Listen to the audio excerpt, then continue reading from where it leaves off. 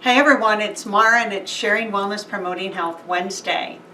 And you know I'm a firm believer that you can improve your health by improving your lifestyle, your diet, and your gut health. That's why you should join the Healthy Habits Challenge. It's free. Anyway, tonight we're going to talk about heart health. I hope everybody had a really happy Valentine's Day. And remember, the information I share is for educational purposes only. I'm not trying to diagnose, treat, or cure any disease. That's what your healthcare professionals are for. I just mostly focus on wellness. So circulation's a huge thing, and so is heart health. The heart's a muscle, and it gets energy from the blood, which it carries oxygen and nutrients throughout the body. We have to have a constant supply of blood to keep our heart and our body working. And when our circulation's good and everything's flowing smoothly, it helps to prevent heart disease. In fact, circulatory diseases are the leading cause of death. Studies have shown that 70% of diseases are generated by poor circulation. When we look at the number of deaths that are leading and causes, we're looking at heart disease, cancer, respiratory disease, stroke. Those are the top ones. So heart disease impacts all of those, heart disease and stroke, and then we have cancer and respiratory disease. If you think about it, every day in the USA, approximately 2,000 to 2,100 people die from heart disease or stroke. That's each and every day, which means every 43 seconds someone dies from a heart disease or stroke. Our heart is a huge, it's a small organ with a huge job. It's only about as big as our fist, and it weighs about 7 to 14 ounces. The average heart pumps about 2.4 ounces of blood per beat. If you have 72 beats per minute, that's about 1.3 gallons or 5 liters of blood is pumped every minute through your body. There's about 1,900 gallons or 7,200 liters of blood each day being pumped through your body. This adds up to 700,000 gallons per year and about 48 million gallons throughout your lifespan of 70 years. So your heart really does a lot of work. So there's a few things you can do for prevention, but right now I'm going to kind of talk about weather factors related to cardiovascular disease because I'm in the Midwest, and I think everybody from Texas on up has been hit by this super cold weather and lots of snow. We had about 3 inches on the ground, and we got another 10, and we're expecting some more. So cold weather does affect your heart because it increases your heart rate and your blood pressure, and this can cause your heart to work harder to keep your body warm. So when your heart works harder, it can cause changes to your blood, which can lead to an increase in risk of developing blood clots, heart attacks, and strokes, which is what happens a lot for those of you who deal with winter. Often I've had friends that have literally had heart attacks and died shoveling snow. So according to the American Heart Association, especially this time of year, you want to reduce your risk. Make sure you wear a hat to help your body maintain the heat because a lot of heat exits through the head. Take frequent breaks to warm up. And also be aware of the warning signs and symptoms for heart attacks, strokes, hypothermia, and listen to your body. And definitely avoid alcoholic beverages before and during or immediately after shoveling. So some symptoms of a heart attack include uncomfortable pressure, squeezing, fullness, or pain in the center of your chest. My mom had a heart attack, and she said it felt like an elephant was sitting on her chest. Pain or discomfort in one or both arms, the back, neck, jaw, or stomach. Shortness of breath, wheezing or coughing with or without chest discomfort. You can break out in a cold sweat, or you can be nauseous or lightheadedness. Women are much more likely to experience shortness of breath, nausea, vomiting, or pain in the back of their jaw. Symptoms of a stroke follow fast, which is face drooping, arm weakness, speech difficulty, numbness, confusion, trouble seeing, trouble walking, severe headache. So if one side of the face is drooping or numb, ask the person to smile. Arm weakness, if one arm is weak or numb, ask the person to raise both arms and you'll notice that one's weaker. Speech difficulty is speech is slurred or they're unable to speak, or they're hard to understand, ask the person to repeat a simple sentence. And they may also, again, have numbness, confusion, trouble seeing, trouble walking, or a severe headache. Those are the symptoms of a stroke. If you notice those, it's an emergency.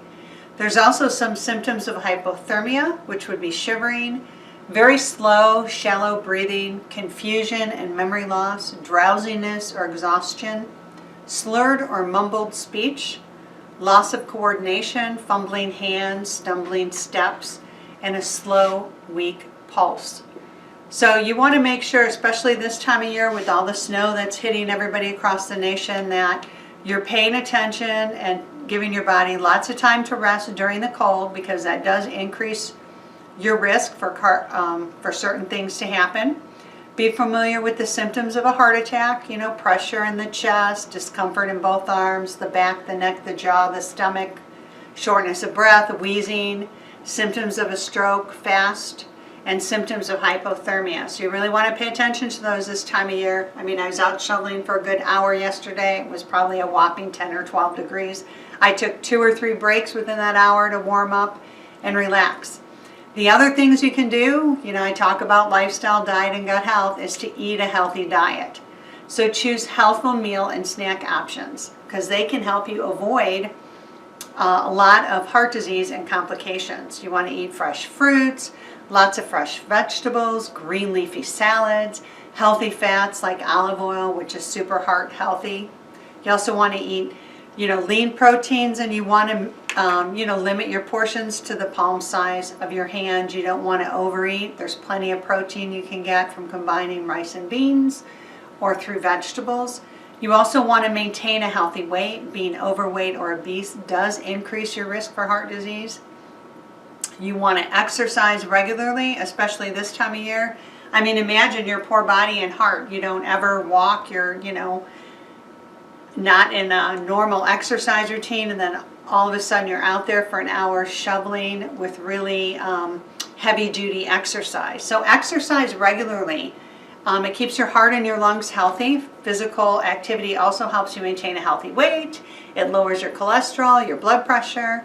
The Surgeon General actually recommends everyone should engage in moderate, intense exercise for at least 30 minutes, 3 to 5 days a week. If you smoke, quit, because smoking greatly increases your risk for heart disease and lung disease. And limit your use of alcohol, because if you drink too much, it can cause problems in the circulatory system as well as elsewhere. What else can you do? Well, it's really important to manage your stress, because stress, just gets the whole body out of sorts. So there's things you can do like essential oils. Nature Sunshine makes a really good, 2 good blends I love, Refuge or Core. Refuge contains really calming oils and grounding oils like lavender, cedarwood, blue tansy. It also contains sweet orange, which I refer to as sunshine in a bottle, because whenever I smell orange, I think of the orange groves in Florida or California, and it's very bright and uplifting. Core contains a lot of grounding meditative oils like cedarwood, frankincense, and whole leaf. It's a really great blend if you're into meditation, mindfulness, or yoga to diffuse. And then there's Bach Flowers Distress Remedy, which contains arnica, Star of Bethlehem, rock rose, impatiens, clematis, cherry plum, and red clover. And Bach flowers or flower essences support emotional balance. And this particular blend, Distress Remedy, may help during times of stress. I also think to manage your stress, you can use the Chi Machine every day. I use one every day. It offers many benefits similar to massage with its rhythmic figure 8 movements. It offers temporary relief of minor muscle aches and pains. I jumped on mine when I came in from shoveling. Its movement promotes circulation, the movement of your lymph system, and it also relaxes you with its rhythmic motion, allowing you to just relax, take a few deep breaths, and after about 10 minutes you feel really relaxed and balanced. So I hope that this helped you with heart health, and being cautious out there in the cold, shoveling the snow, what symptoms of a heart attack are, what symptoms of a stroke are, symptoms of hypothermia, and the things you can do to prevent it, like eating a healthy diet, maintaining a healthy weight, exercising, quit smoking, limit your alcohol use, manage your stress with essential oils like Refuge or Core Essential Oil Blend, or try some Bach flowers like Distress Remedy, or use the Chi Machine daily. So thanks for watching. Next week we'll see you again. Have a good week. Stay warm, and remember to use caution when shoveling. And if you're not exercising regularly, start tomorrow because it's really beneficial for your health. Thanks.